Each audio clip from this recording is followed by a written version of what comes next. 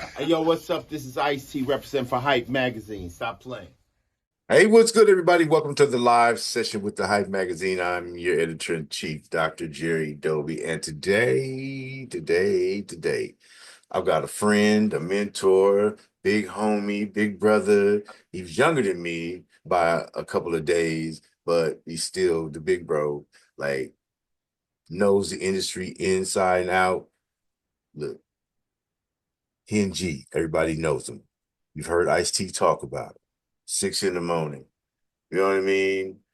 This is the HenGee. This is the co-founder of Final Level Music alongside the icon Ice-T.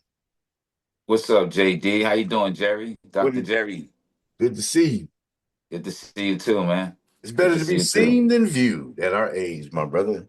That's what Exactly. Thank God for today's technology. It wasn't like this when we was coming up. Amen. All access, baby. All access. Yo, so HenGee, like I said, to help he and his brother Evil E and cousin Dennis coming in later, Latin Froze. They were DJs, MCs, hitting the stage. They helped to influence hip hop, especially West Coast hip hop, helped to launch and define the flavor. You know, you've seen them 1580 K Day, the Mix Master show under Greg Mac Attack Max Mix Master show, 1580 K Day. They were on 92.3 to beat. I mean, just everywhere. He's a co-producer, the Art of Rap film documentary. He is the producer for that. Um, I don't know. I can say that they're definitely part of the story. HenGee is definitely part of the story of how the West was won as regards hip hop and what it is today on the coast. My brother, Yes, appreciate sir. My feelings mutual, man. Thanks for the introduction. you, man. Opportunity to talk to you and get you finally known this brother for almost 20 years. 20. I think it was a little more than A that, Jerry. little more than 20, a little more than 20. Yeah. Yeah. Yeah. Yeah. So like Mm. finally sit down and have an opportunity just to have a conversation with my big bro and talk about West Coast hip hop. Now you're from the DR. My family's from Honduras. We're Honduras. we're Garifunas. That's a black culture within Honduras. There's a lot of us spread it out, but we started in Honduras. We're Okay. Garifunas. We speak Spanish and we speak Garinagu, Garifuna. Okay. So And so but you kicked off in New York, right? yeah, in Brooklyn, we kicked Brooklyn. off. Evilly and I, my mom and pops was born in Honduras, so they relocated to Brooklyn. My father was drafted to Horta. That's the soccer team in New York. He was a famous soccer player in Honduras. He played for the national team, Olympia. So he found my mom. They relocated. They had my brother, my oldest brother, Fred, rest in peace, in Honduras.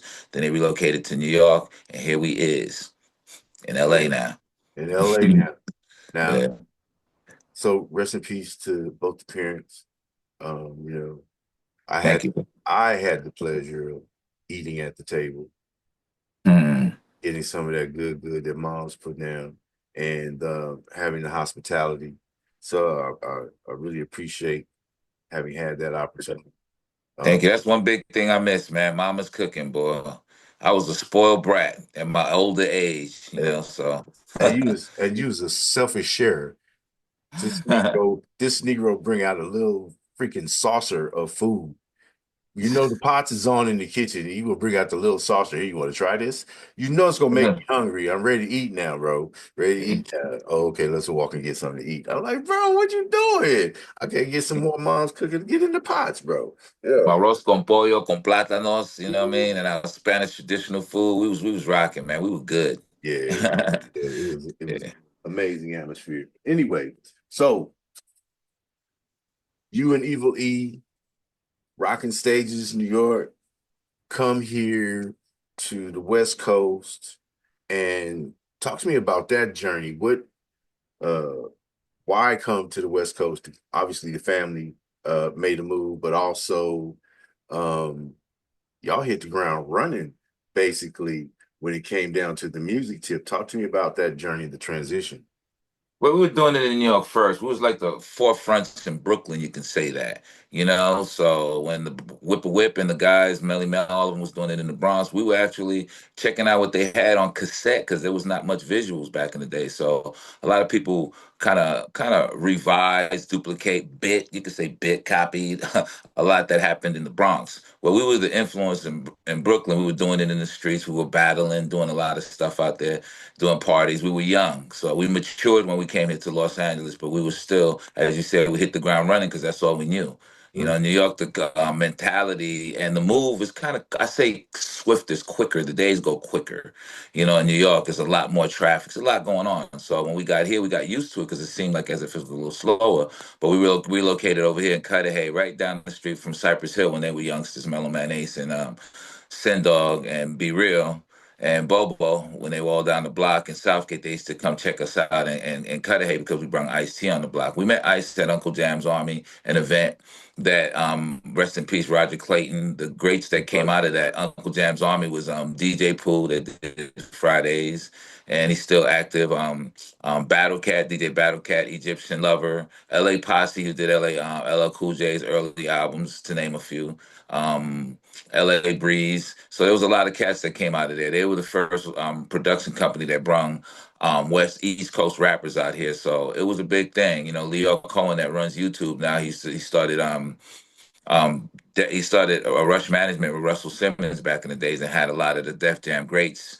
He was the one that really hooked up with Roger Clayton and brought Slick Rick, Dougie Fresh, Run DMC, and Houdini out here to the sports arena. So that's how the West Coast got introduced to the big groups in general on that. But we were riding on that card because we were doing it prior in the Latino community. So we met and experienced all that what I just shared when we went to the Uncle Jam's Army and we seen Ice-T on stage and a bunch of other, you know, Egyptian Love and a bunch of other LA cats and stuff.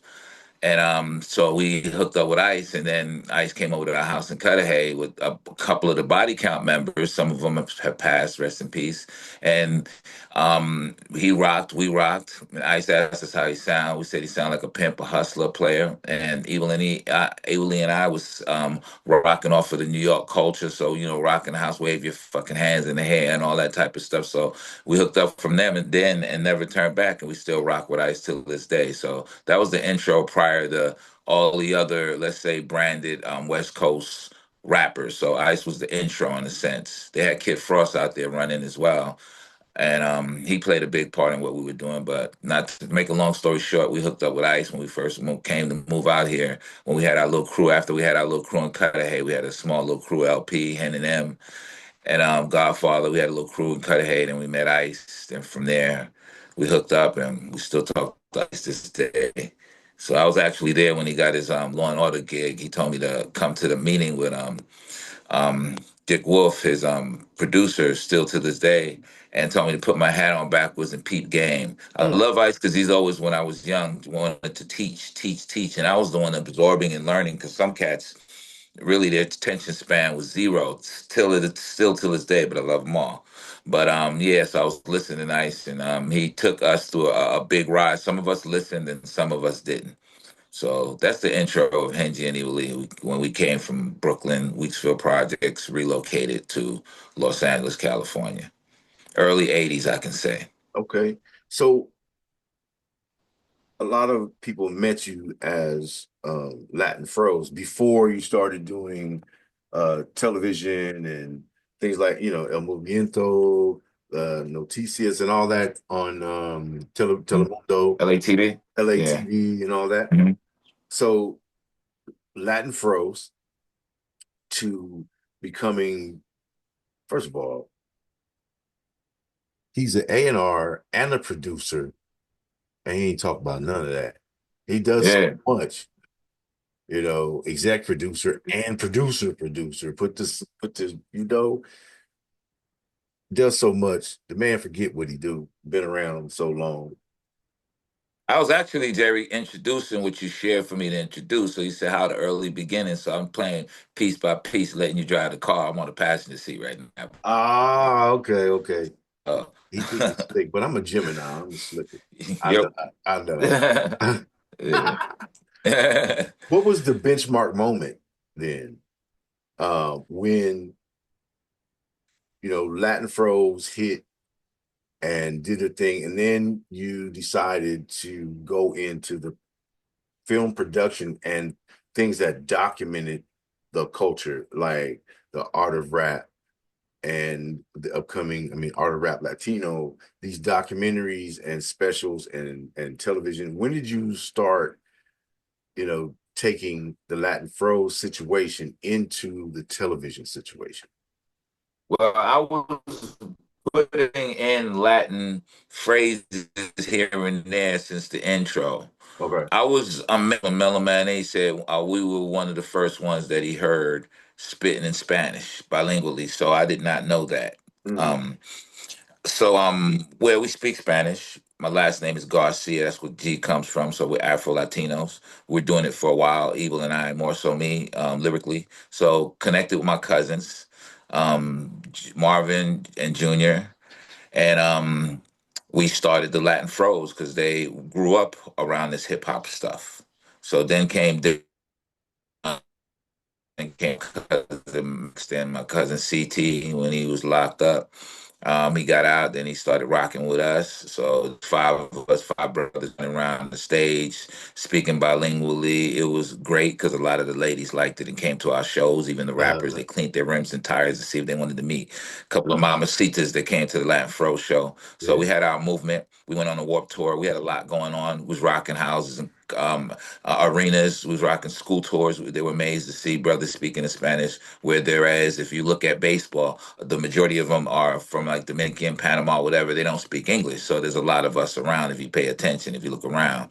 But it was kind of strange to them. It wasn't really introduced like that. So we stunned a lot of people. We got on LATV because they seen we had an audience. I had my community with the syndicate. Then I got on K-Day because Ice-T and Evil, they went on tour and Ice wanted me to finish school. So I was pissed the hell off. But it was a fortunate situation because I got my finished school and I with Tony Gonzalez, Tony G, who introduced me to Greg Mack and became a K-Day mix master where I introduced a lot of the East Coast cats on the radio out here. That's another thing that I forgot that Tony Gonzalez, Tony G, my boy, told me, Hen, you're the one that brung um, um, Charlie Chase, Whip a Whip, Africa Islam, Africa Bambaataa on the radio on K-Day. I forgot it because that's just a heart culturally good thing for me to do. That's all I was used to. Is just connecting dots to those that was doing something because it's all in the heart still to this day. And yeah, so after that, we just came and went into the community, met a lot of Latino rappers, and they knew we were, not wannabes. We rhymed in Spanish actually before a lot of them. And then we just became one of the name brand groups within the inner city, but it was kind of hard of us to prevail because it was our skin was our sin within this industry. They were just in dealing with like more so the movement that came in and hit it hard was reggaeton. Beforehand, out here in the West Coast, it was Chicano rap. A lot of them was not rapping in Spanish; they was just rapping about the Mexican culture that is. So and that's how it basically jumped off on that note. We just blended our stuff in there, and we were undeniable. So we did our thing and had relationships. So we did all of the clubs you could imagine. We rocked with Selena's husband, Molotov, Control Machetes. Those are a few hot Spanish groups back in the days. Mana. We went on a nice tour, and Universal was given, we didn't even have a record deal. We just had the relationships with LATV, and LATV was the biggest bilingual station in Los Angeles. It has grown. So it gave us the opportunity to introduce ourselves formally to the Latino community to show them that we were real, we're culturally connected. So you could look at that exterior, they couldn't tell, but then when we went in there and just showed our personalities and everything, did what we did, we're the same thing, just a different tint, you can say, with the same people. Right, right. So that's how we started rocking, and then everybody from LATV kind of blew up. They're kind of running the Latino community out here now. They're doing big things, so we've seen to keep the relationships, and so the phone books are still open, and all the bosses are friends and associates of ours now. So we just came and did what we did. Unfortunately, we weren't there when the hip hop Latino side was blowing up because Big Pun and them and all of them was coming out, Fat Joe, but not many people were speaking in Spanish. We took that attempt, but as I said, in the West Coast, they wasn't really giving action to like dark skinned brothers on that. They um, took in more so the reggaeton is the one that blew up this Latino thing, and it's not hip hop, but it's reggae mixed in with a little commercial stuff, and it did do something for the culture. It blew stuff up, took us to the next level. So Spanish culture in urban music. So That was mostly beat driven, and rhythm driven as opposed to, and I mean, no disrespect to the Latino and Hispanic cultures. You know what I mean? Y'all can run numbers, but when everybody else starts getting into those exotic beats or whatever, things that they're not on the one, the two, and the three, and the four, right? And you start getting some adrenaline raising production, it's a crossover thing. You know what I mhm, mean? It becomes a global movement and it affects, I mean, damn, bro. I mean, you're hearing it in Louisiana bounce music. You hear it in the disco in DC. You're hearing it in EDM from, mhm, drum and bass to freaking what's the other one where they get real crazy? Dubstep. yeah, You hear the Latin rhythm, you know, yeah.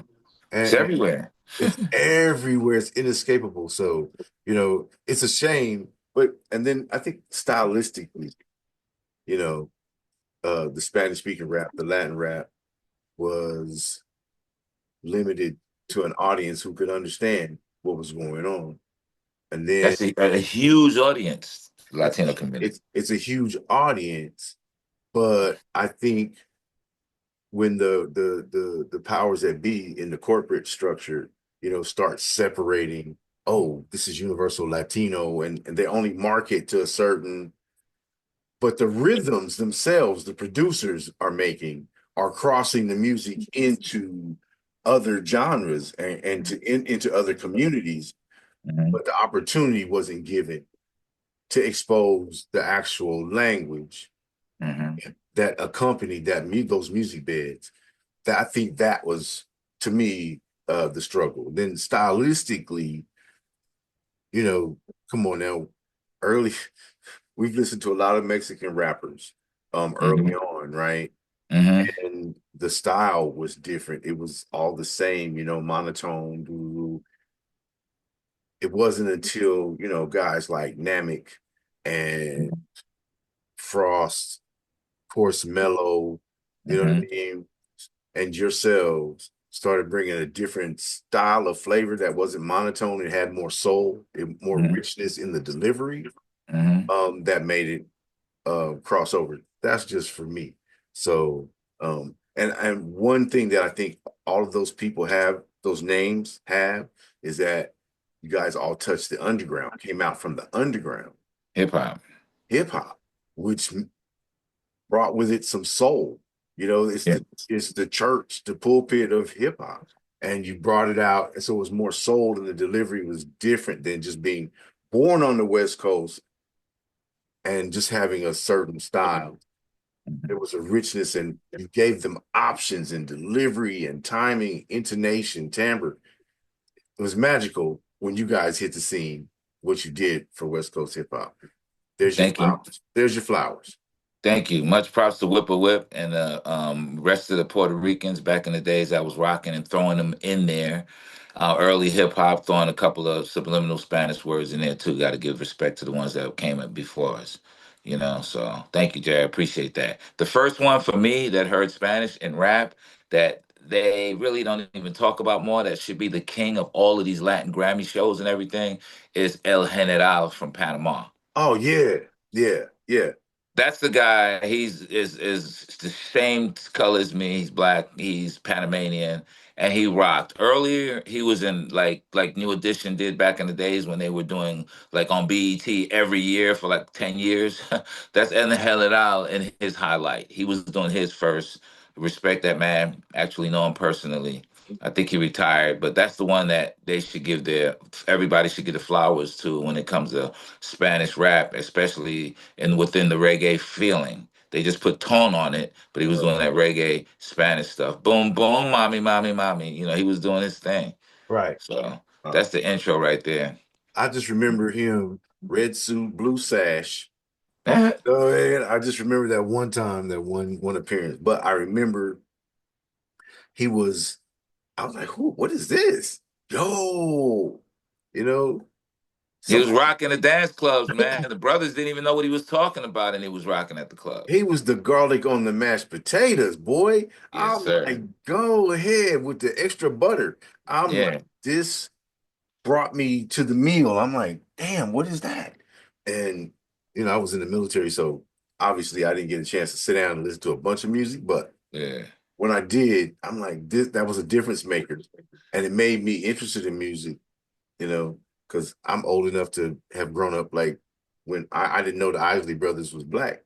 Because I heard Ah, on the radio, I thought they was white cats because they were singing pop, uh-huh. what was considered pop or classified as pop before Yeah.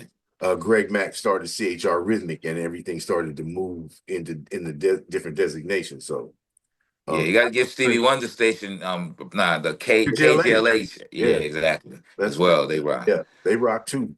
They rock, KGFJ back in the days was playing yeah, soul. was playing People don't soul. even talk about KGFJ. They was lined up with K-Day, but K-Day's Greg started playing the hip hop. KGFJ stayed black urban soul. Hmm. So Yeah, early West Coast. West Coast Sonics, baby. This is a Yes, this is sir. a history lesson. This is a history lesson. Hey man,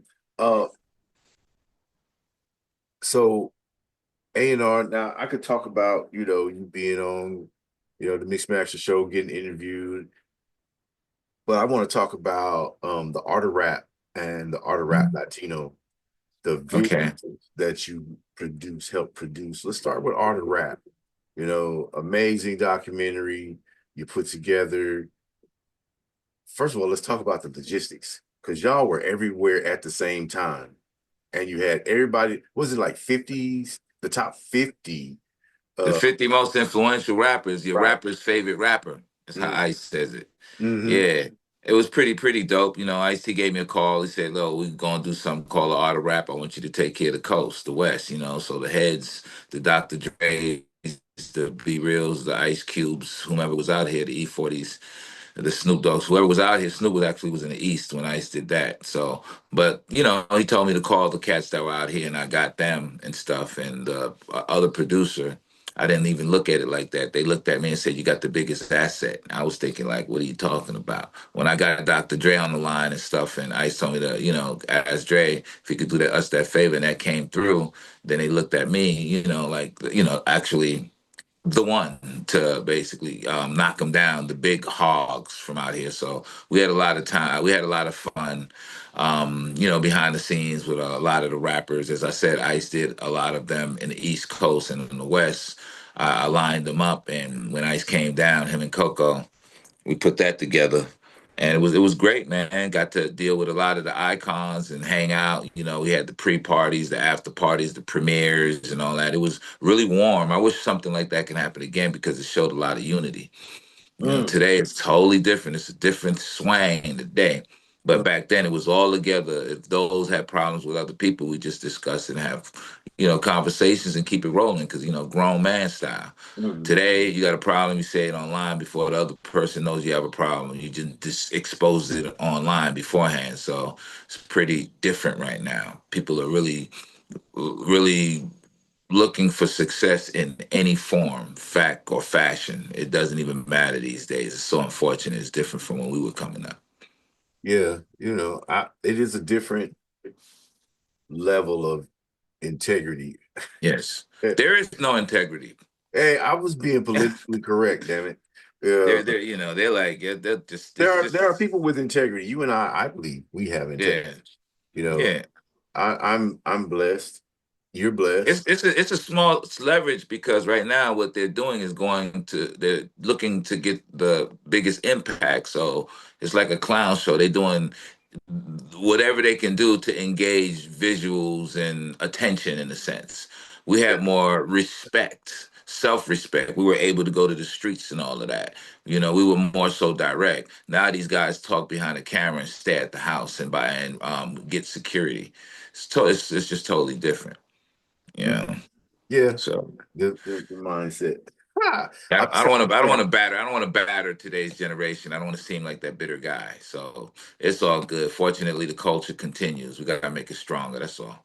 well, as we see the resurgence of the OGs Mhm. and the people who are more considered in their actions and things like that, um, the youngsters are starting to espouse those traditions once again, and they're starting to talk about it. So, I mean, it's easing its way back, slowly but surely. And then, you got cats like Pookie F and Rude and Cocaine, the OG Cocaine is still kicking up dust. He's doing stuff the old way, bringing out artists. You are, Cocaine is the cat that basically, if people don't know, I mean, he's done more hooks than anyone that I know.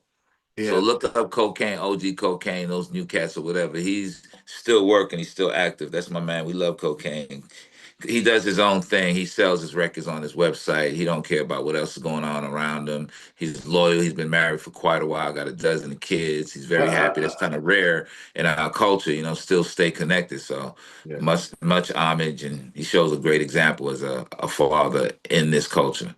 That brother's got over 4,000 features. He's the Yeah, most featured artist in music, not just hip hop, which is, amazing. But, yeah. you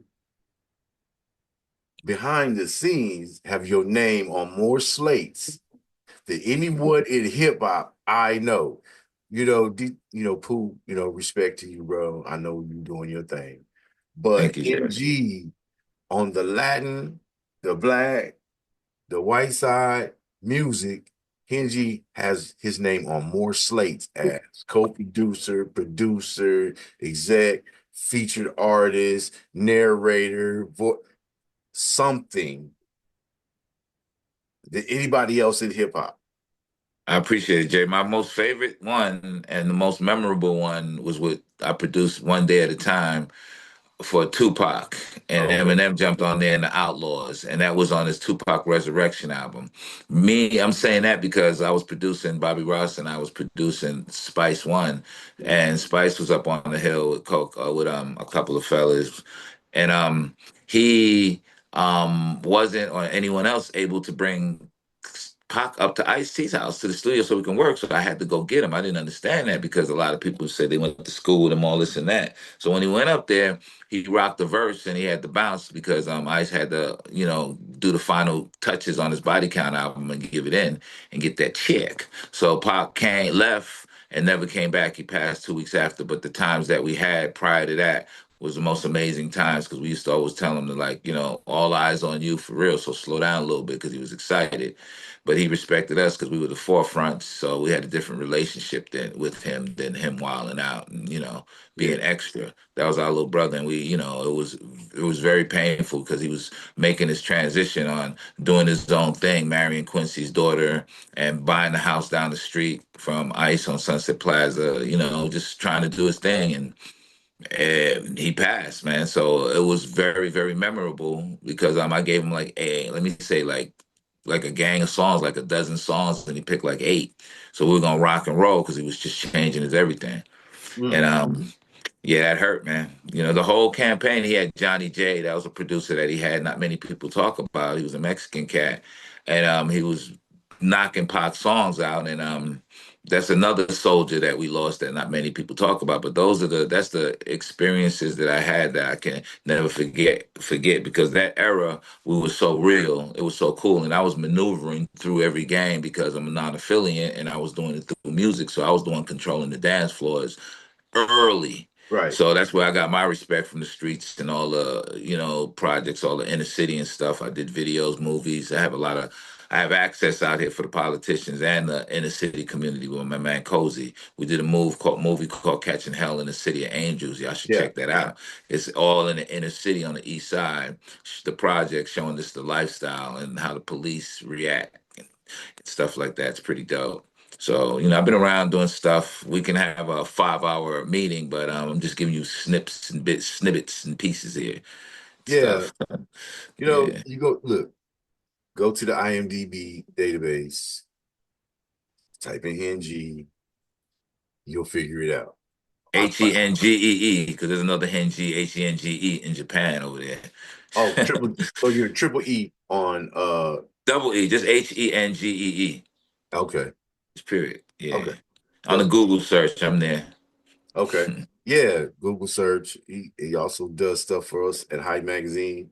Sometimes when he has space and his busy calendar for running everybody else's life, we get him to go out and engage. That's a lot of fun, Jerry. I appreciate that, man. Going out for hype, man. Co-partnering on that because I see a lot of my friends on the red carpet and stuff, and I get excited on talking to the new cats too because the energy changes when they see, I'm interviewing them. Sometimes they're extremely turned up. And when I get in their face and start talking to them, it's respect without me even having to ask. They feel the energy and they know the questions that you shared with me to ask them, and the ones that I put together, we collectively put together. It puts them in their 10 toes down, being really serious. If not, they would look like idiots in the interview. And they know Hype Magazine is like one of the top five for quite a while in urban magazines online, on and off. So they know when we come in, it's all good. It feels really good. So Well, I it's good. appreciate the opportunity to work with you further. I met this cat. I was handling PR for one of the biggest promoters in the Los Angeles area for over 20 some odd years. And Nina Sky was just hitting. That one. You know what I mean? And It's Boricua yeah, yeah. Morena. See, I'm not Yeah. qualified to say it, so I was just going, that Yeah. number. I was going to do that part, but I knew if I just gave you that little tidbit, you'd take care of it. Yeah, So a little teaser. yeah, Nina Sky. I think where did we do that? Big theater. I have a good memory. Was it at the on Wilshire at Bell? the No. nah, what's the name? What's the name of that stuff? I forgot the name of that club. I remember the club. Yeah, I forgot the name of it. it was big. It had a nice outdoor. Yeah. They performed outdoor stage, and they had the indoor. The Mayan Yeah, at the mine. at the Mayan Downtown. Theater. Yeah, yeah. Downtown LA. At downtown. Yeah, they were. Nina Sky was coming. I don't remember how I got introduced to him, but I reached out. Maybe it was through the because we had a bunch of video shows. There was that collective, and it's like, Yeah. oh, my guy HenGee. Woo, woo. Anyway, I got introduced to him, and maybe we met through Lazy. I don't remember. I don't remember. It was I years. was turned up that night, you know what I mean? Seeing Yeah, some Latinas from New York coming to yeah, LA. That was yeah. That was Queen Latifah's group, huh? I don't remember who Nina Oh Sky no, was not Nina with. Sky, not Nina Sky. Nina Sky, Yeah, I don't remember. But no, that's not a good group. that's how we officially met. This is the first Yeah, time I called, he came. And I had a friend at Telemundo. And so they said, oh, we've got this so. And then we can hook you up with he came out, him and yeah. Jen brought the cameras, came out, covered Nina Sky. I think it was Nina Sky's first appearance in Los Angeles. LA, yeah. So we did that. Then we did something else. And real men disrespect other real men. He's doing this, I'm doing that. We came together. You know what they say? You got a bushel of wheat, I got a cow. Let's Yes, let's put them together. We got bread and steak. You feel me? sir. So that's what happened. Instant click, and more than 20 years. Never look back. Never Go look great. back. Yeah, Off and on. Everybody's done their thing. You had a successful television show on LA TV. yeah. The new show, El Movement, The movement. and them shows right there, bro. Yeah. What an experience coming in on the Latin side when you see Rick Ross, of course, because we had our relationships with the label, so they were seeing how would their artists be received by the Latino community, and there where we were and my cousin Dennis Deff and myself. Latin Froze, we put it together. So a lot of those cats, like Little John came in and he brung Pit Bull. You can imagine that's when Pit was wet behind the ears. He didn't have the suit on, the suits and stuff, the tailor-made suits. So we met him prior, and then we formed relationships with those guys. We got tested to see how many people we can bring in, you know what I mean, and stuff like that. So, and the ratings when it was going down, those type of conversations, then I had to go get Tyrese. Then I had to go get Will I Am. Then I had to go, dig into my phone book and show them, we're not the ones to be messing with. We do have those relationships. So that's how we form the respect within that community. We introduce them to the hot ones on the other side and the Latinos that don't speak Spanish that are successful on the other side, So that was pretty big, pretty big. We interviewed a lot of people and introduced them to the Latino community through our LA TV show. That was cool. Who got syndicated, at the like fourth quarter of us during the show. So they're all over the place. Yeah. So they still big. That Latino community is humongous. You can blow up right there and don't need nothing else and could be selling merchandise forever till you're Hey, for real. 55, till you're 65, Yeah. Real. Look, So we're talking. that's where we at now. Still at doing that right now, bro. Stay tuned. Got some stuff coming out on that note. Rubiana. Okay. Rubiana's a new artist that I've been working with for a year and a half with my boy Cozy. He introduced me to her. We went in and out of Mexico like about 25, 30 times last year. So we're having conversations right now to the gatekeepers of that community in Mexico to put something together for Rubiana. So we're excited about that. She's 20 years old. She's an actor as well as a singer. She sings really well. And she's been doing pretty good. She's got a nice following online. That's my Latina artist with Cozy. We just had a phone call the other day in regards to that. Hopefully that will take off because talent is talent, especially when you just keep pushing, you just keep working, it'll land. It'll land for you, So I seen you on that. working. I can co-sign. She's pretty good. Yeah, she's dope. Been working with Namek as well. Namek is a Latino rapper. So he's Mexican, lives in SGV San Gabriel Valley out here in Los Angeles. He raps. We got a EP coming out and let me see, where is that at? Norway. I always gotta remember Norwalk. Ah, ah, ah. Norway. He has something out coming out in Norway. He has King T on there. He has quite a few cats. We're talking Corrupt. Corrupt got to slide that verse in. We have Corrupt's little brother on there. We have Cocaine on there. And there's quite a few other people, some DJs, some producers from Norway. So Mm, Dead Press, Press Records. The wow. producer is influenced by Battle Cat, so you can imagine what the sound like. Oh, I can only imagine, bro. Yeah, that's dope. That's a project. Fetty DeMarco, Ice-T's artist, he's coming out. He's been dropping some stuff, to make sure they know who he is out there. Freddie DeMarco has an album out now called Blue Mansion. It's pretty dope. He's been talking to Premier, talking to a lot of people. I put him on the phone with Corrupt. They're about to do some stuff. Glass is a good friend of his. That's Ice Protege, Fetty DeMarco. Remember that? Ice, he's been under Ice since he was, I believe, 16, 17 years old. So Gotta he's a pause you beast. there. Yeah, Ice-T came in from town to go to Imperial Courts and us. the Yeah, they shot. music video.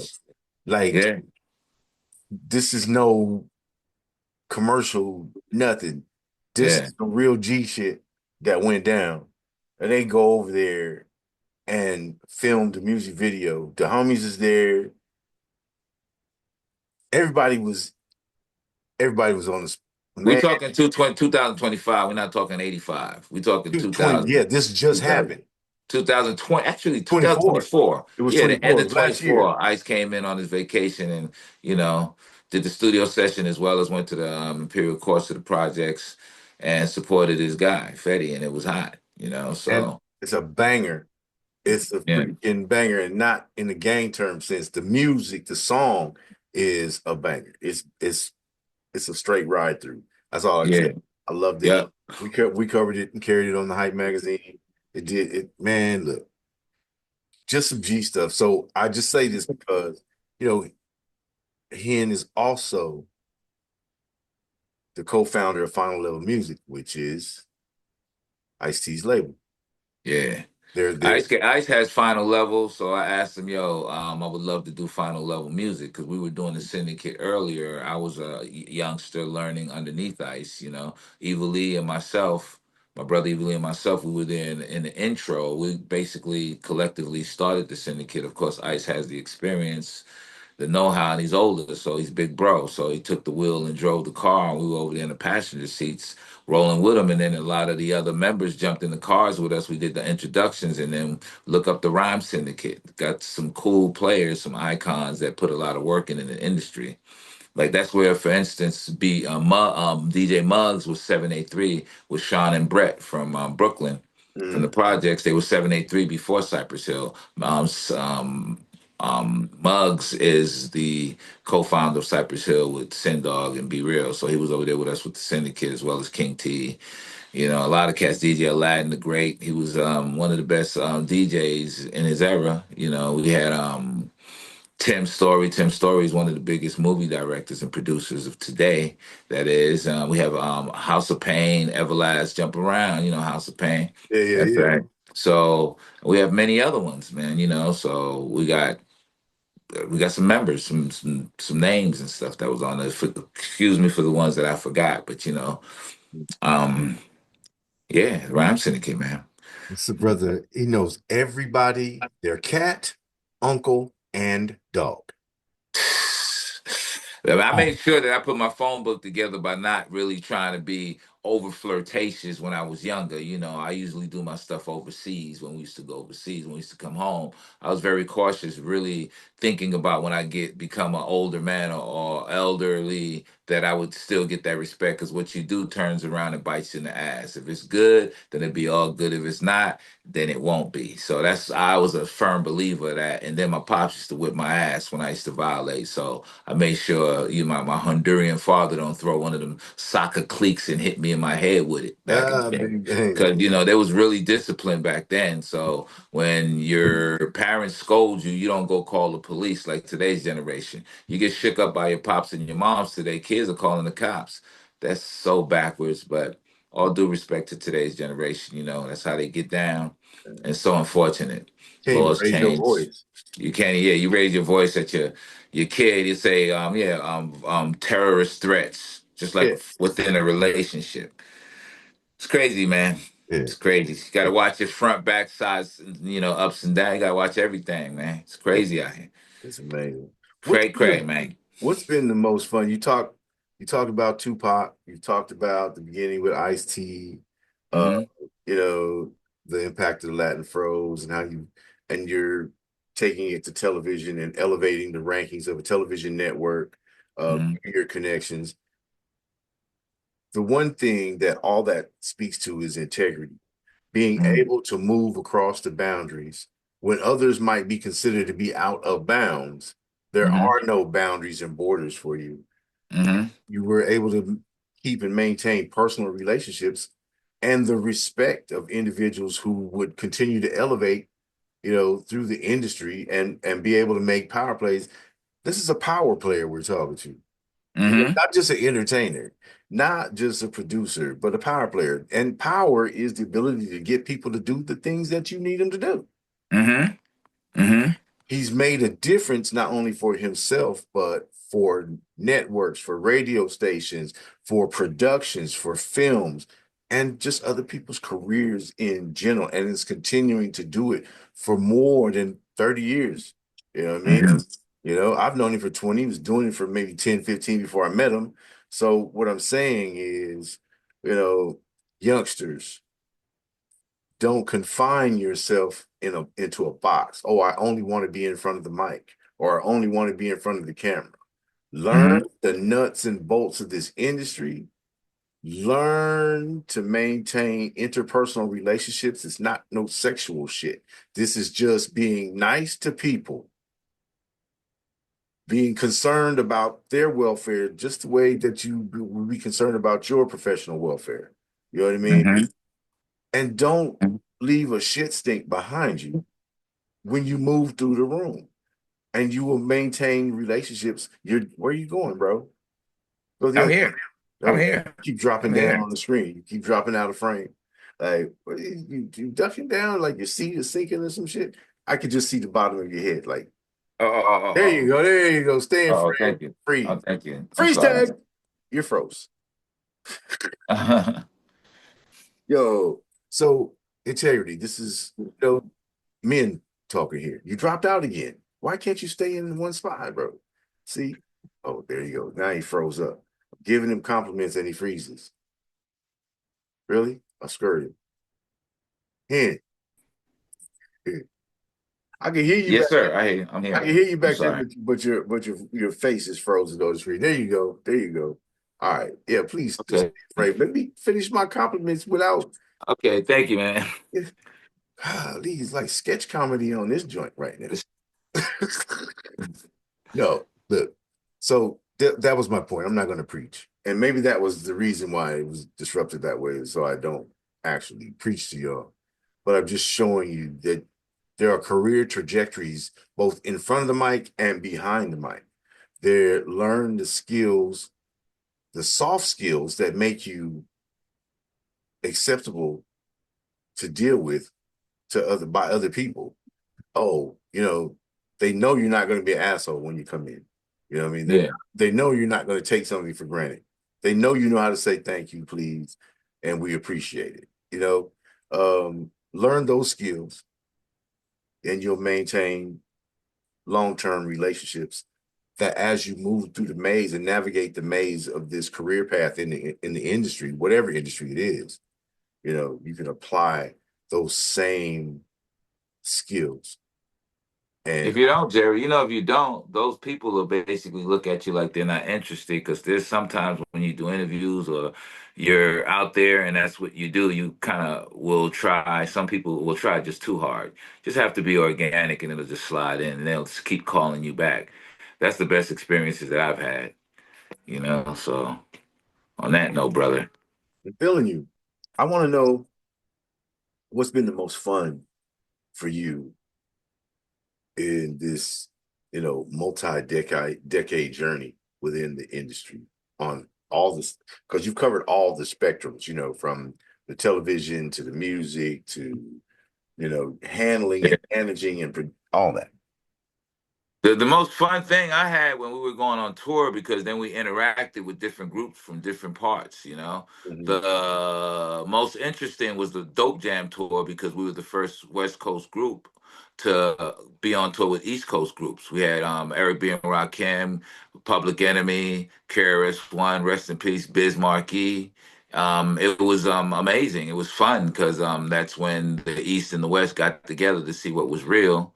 We went through all kinds of stuff. It was like war zones, problems with locals, and we collectively handled it.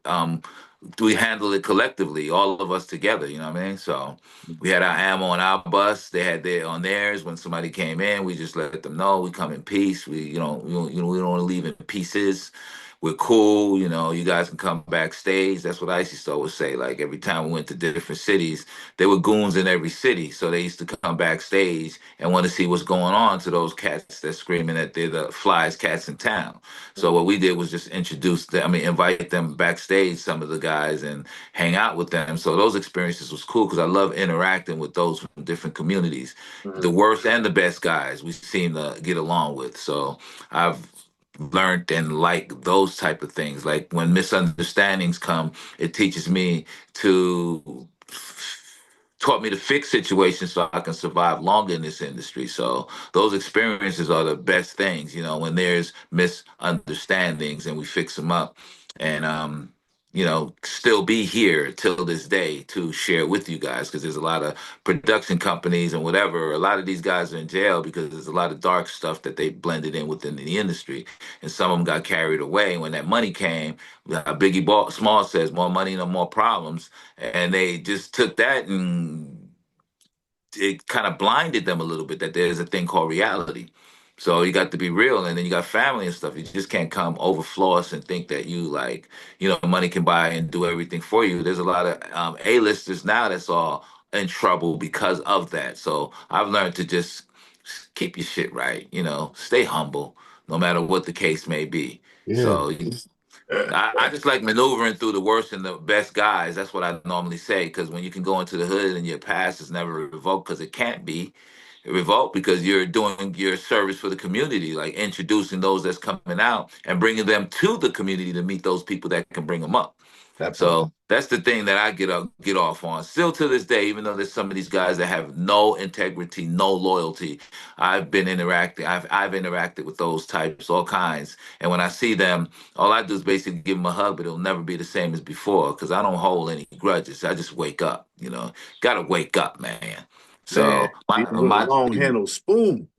yeah, yeah. We grew up pretty around crazy situations, man. Yeah. That I can't even share some of it, but a lot of it has been told in these rap movies and stuff. Mhm. Yeah. So, Yeah. it's Go a to the lot of things. IMDb and check them out. You can figure out a lot of things. You know what I mean? I love to do a part two too because right now I got my early morning workout right now, and I can't have enough. One interview with JJ, with you, Jerry, and it'd be just it. So there's different portions of it, So Look, I told y'all he was busy.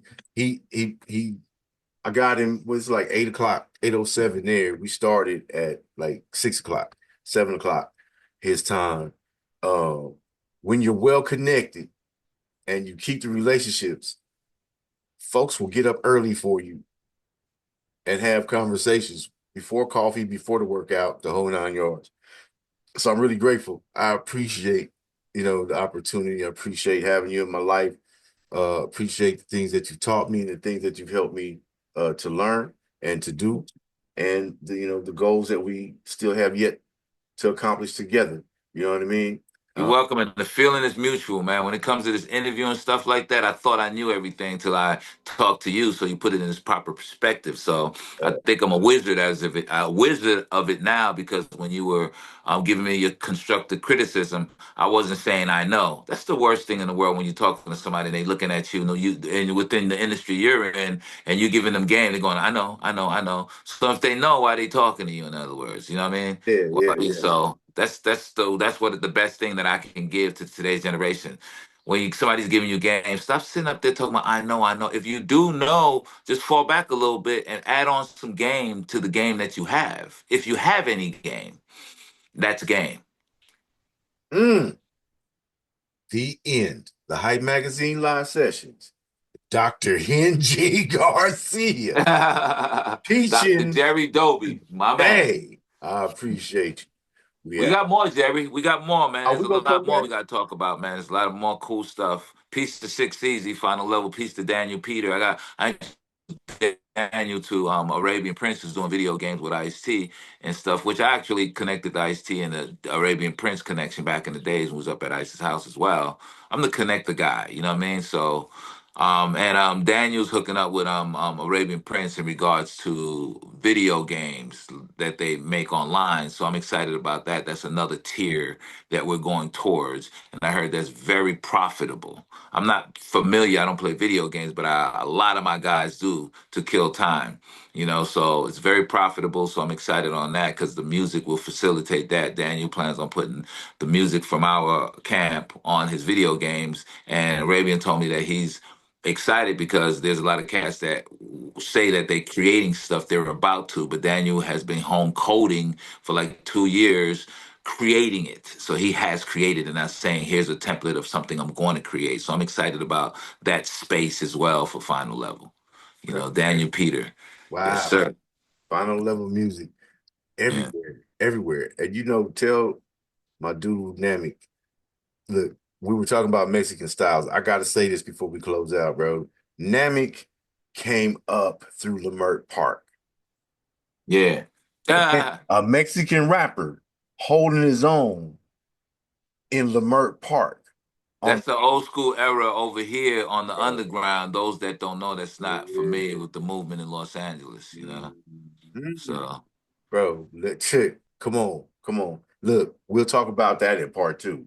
Because okay, I'm down for part two whenever you are, bro. yeah, that right there, the level of talent that Hen is hiding away over at Final Level Music. We just knocking in doors. It's different now. You see Snoop complaining about Spotify. So we trying to make paper, man. You know, they give us less than a penny now. Back in the days, we sold 1,000,000 records. We got $1 million. We got $1 a record. These days, you get less than a penny. So check out the math. It's something wrong with that picture. That's why I keep saying product, the school tours that we do and stuff like that, interacting with real people, that would help your umbrella, because you need a certain amount to become successful. These millions are cool, but if you got a steady couple of thousands in there hard in the paint with you, you can make some form of money to support yourself to continue giving them product. Mm. Final level music, HenGee coming through with the Battle Ram. Yes, sir. Toddy T, another syndicate member. And Yes, we sir. out. We out. Thank you, Jerry. Love you, bro. Love you back. Peace, man.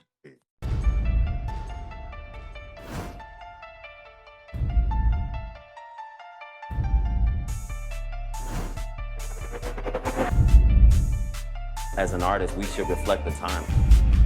Why you so talented? Cause I'm black. Why you so amazing? Cause I'm black. It's really important that we build characters so that people understand their story matters. 2 Chainz and I both are just really into good food. And when you know you are royalty, you will only aim in life to be royalty. We're doing it right now. I don't give a damn what they say about me. Yes, I called your ass out. I know I shouldn't be saying this kind of. Shout out the Hype Magazine Network. Shout out to the Hype Magazine Network.